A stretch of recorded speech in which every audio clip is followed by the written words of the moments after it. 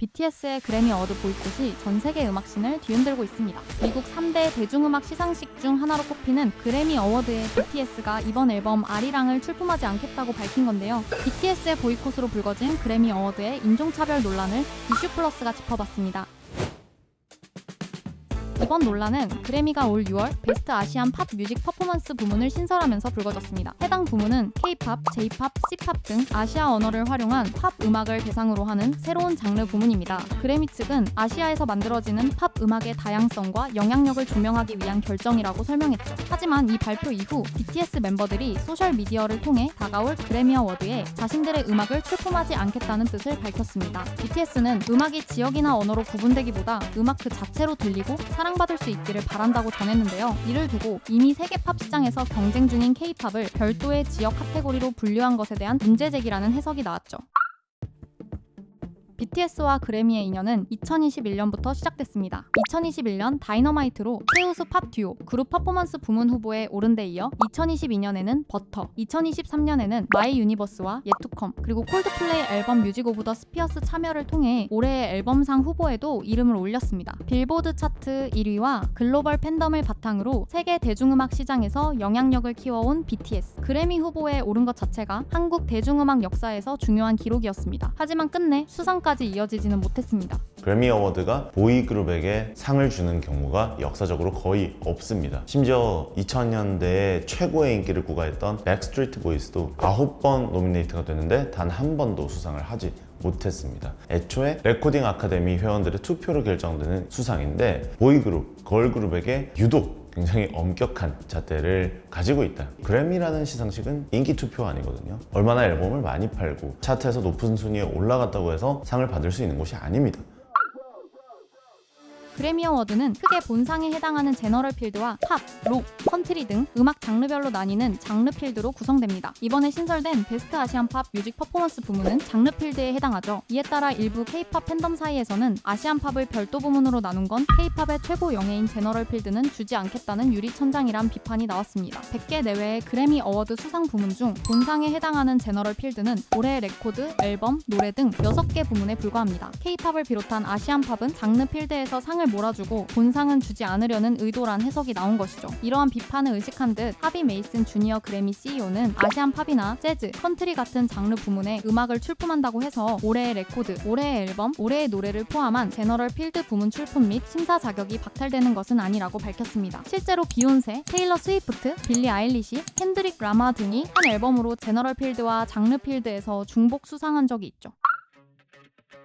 이번 부문 신설로 불거진 더 큰 논란, 과연 그래미가 말하는 아시안 팝을 음악적 장르로 볼 수 있느냐의 문제입니다. 그래미는 아시안 팝 부문을 두고 아시아권 언어를 유의미하게 사용한 팝 음악을 대상으로 한다고 설명했습니다. 그런데 과연 언어와 지역을 기준으로 나눈 음악을 하나의 장르라고 볼 수 있을까요? 현재 K-팝은 단순한 음악 장르를 넘어 하나의 문화 양식으로 자리 잡았습니다. 연습생 선발부터 음악, 퍼포먼스, 패션까지 다양한 분야의 제작 과정이 결합된 독특한 음악 제작 시스템이죠. 때문에 지금의 K-팝은 단순히 한국어를 사용하거나 한국인이 참여한다는 조건만으로 정의하기 어려워지고 있습니다. K-팝이라는 산업이 단순히 코리아, 그러니까 국적으로서의 K를 상실하고 어떤 한국에서 만들어진 독특한 문화 양식으로 자리 잡은 지 굉장히 오래됐거든요.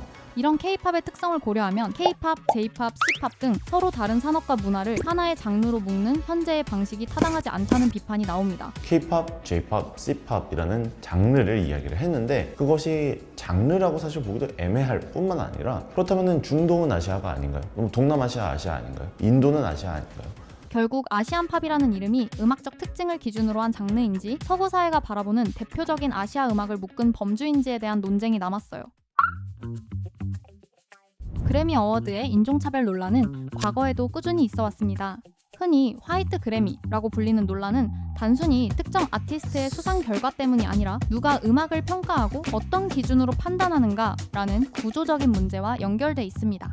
그래미 어워드를 주관하는 단체인 레코딩 아카데미, 음반 산업에 종사하는 아티스트, 작곡가, 프로듀서 등 15,000명을 회원으로 합니다. 이들의 투표로 그래미 어워드 수상자가 결정됩니다. 문제는 이 회원들의 구성입니다. 레코딩 아카데미 회원을 봤을 때 압도적으로 백인이 많았었고 아시아계가 없었고 흑인계가 없었기 때문에 대표할 수 있는 모집단이 없으니까 투표 결과도 당연히 유색 인종은 불리할 수밖에 없었다. 그들이 아무리 뭐 힙합 음악을 듣고 또 여러 가지 하위 문화를 듣는다고 해서 그것에 녹아있는 어떤 다양한 서사나 정체성이나 세계 음악사에 끼치는 영향을 정확하게 판단할 수 없는 거거든요. 그래미의 폐쇄적인 운영 방식도 논란을 키웠습니다. 그래미 내부에 투표로만 결정이 되는 게 아니라 그 내부에 비밀위원회라는 게 있어서 폐쇄적인 데다가 굉장히 고립돼 있고 어떻게 보면 좀 왜곡이 빈번하게 일어나는 단체였단 말이죠. 결국 이번 BTS의 결정 역시 단순히 한 아티스트의 수상 결과에 대한 불만이 아니라 그래미가 음악을 평가하는 방식과 과정에 대한 문제 제기로 해석되고 있습니다. 물론 그래미가 변화를 시도하지 않은 것은 아닙니다. 라틴 음악이나 R&B처럼 다양한 음악 장르 부문을 신설했고 2019년 이후 회원 선발 방식을 개편하면서 신규 회원 가운데 유색인종의 비율을 크게 높였죠. 최근에는 신규 회원의 절반 이상이 유색인종으로 구성될 정도로 투표인단의 구성도 달라지고 있습니다. 수상 결과도 보면 유색 인종들 그리고 영어로 쓰이지 않은 앨범도 본상을 받는 경우가 생기고 있습니다. 그래미를 향한 비판은 BTS의 선언 이후에도 계속됐습니다. 가장 먼저 움직인 것은 팬덤 아미였는데요. 팬들은 BTS의 결정을 지지하며 소셜 미디어를 중심으로 그래미 보이콧 움직임을 이어갔습니다. 특히 정규 5집 수록곡 에일리언즈가 이번 논란의 상징처럼 다시 주목받았죠. 이방인이라는 의미를 담은 이 노래는 세계 음악 시장에서 느꼈던 소외와 한국적 정체성을 이야기한 곡으로 평가받는데요. 팬들은 이번 논란과 맞닿아 있다는 이유로 해당 곡을 다시 소비하기 시작했고 결과적으로 78개 국가지역 아이튠즈 톱 송차트 1위에 오르며 역주행 기록을 세웠습니다. 그 밖에도 BTS 팬들은 Art has no aliens, We stand with BTS, Proud of BTS 등의 해시태그를 통해 그래미의 결정을 비판하는 목소리를 이어갔습니다. BTS가 쏘아 올린 공은 세계 음악 시장에서 가장 영향력 있는 시상식이 어떤 방식으로 변화해야 하는가에 대한 질문으로 이어지고 있는 것이죠. 단순히 뭐 그래미가 부패하고 인종차별적이니까 우리 이거 보지 말자가 아니라 다양한 목소리를 듣고 각자의 타당함을 받아들여서 어떤 식으로 새로운 음악으로 발전시켜 나갈 것인지를 고민하는 것이 이번 BTS의 선언과 이런 그래미 어워드를 둘러싼 논란에서 우리가 반드시 새겨야 할 교훈이라고 생각합니다. 음악이 지역이나 언어로 구분되지 않고 그 자체로 사랑받을 수 있기를 바란다는 BTS의 메시지. 비단 그래미 어워드만의 문제가 아니라 세계 음악을 바라보는 모두에게 남겨진 질문입니다. 음악은 어떤 기준으로 나뉘고 누가 그 가치를 판단할 것인가? 빠르게 변화하는 음악 시장 속에서 그래미와 세계 음악계가 어떤 답을 찾아갈지 함께 지켜봐야겠습니다.